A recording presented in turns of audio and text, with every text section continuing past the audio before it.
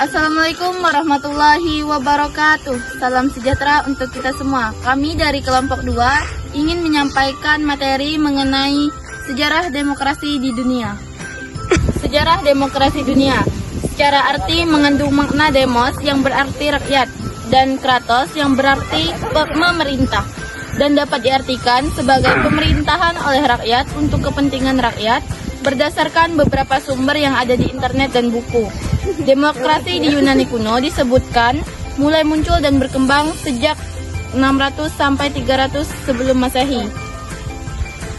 Tepatnya di kota Athena, disebutkan bahwa sistem demokrasi tersebut merupakan yang terkuat dan stabil di zamannya. Sistem demokrasi di Yunani kuno adalah demokrasi langsung, direct democracy. Demokrasi langsung merupakan sistem politik dengan hak pembuatan keputusan politik dijalankan secara langsung oleh seluruh warga negara berdasarkan prosedur mayoritas.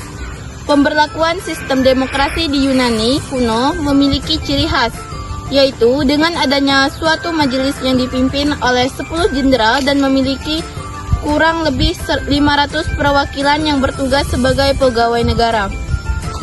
Melalui majelis tersebut, rakyat bebas menyampaikan pendapatnya, termasuk bebas 500 orang perwakilan untuk bertugas sebagai pegawai negara. Demokrasi langsung tersebut berjalan secara efektif karena negara kota Yunani kuno merupakan sebuah kawasan politik yang tergolong kecil, yaitu sebuah wilayah dengan jumlah penduduk tidak lebih dari 300.000 penduduk. Yunani yang pada waktu itu masih tergolong negara kota yang hanya menganggap orang-orang asli Yunani berkasta tinggi sebagai warga negara. Dalam sejarah demokrasi Yunani kuno berakhir pada abad pertengahan. Pada masa itu, masyarakat Yunani berubah menjadi masyarakat feodal yang ditandai oleh kehidupan keagamaan terpusat pada paus dan pejabat agama dengan kehidupan politik yang diwarnai dengan perbutaan kekuasaan di kalangan para bangsawan. Perkembangan demokrasi di Eropa. Ketika sistem demokrasi di Yunani sudah berlangsung sejak lama. Di Eropa sekitar abad 6 sampai 15 SM masih belum mengenal sistem demokrasi.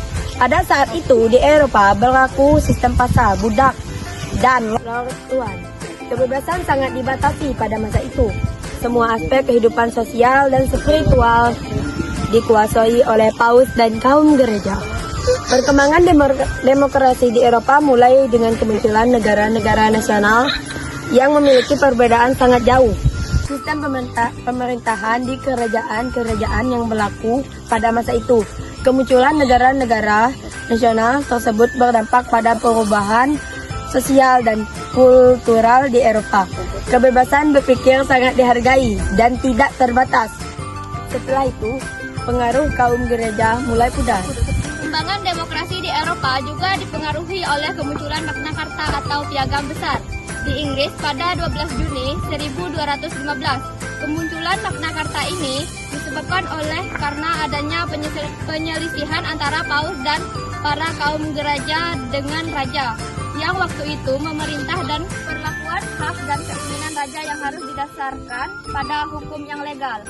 Keberadaan Magna Carta ini memang hanya berlaku untuk kelangkaan bangsawan dan raja saja, dampaknya belum dirasakan oleh rakyat jelita.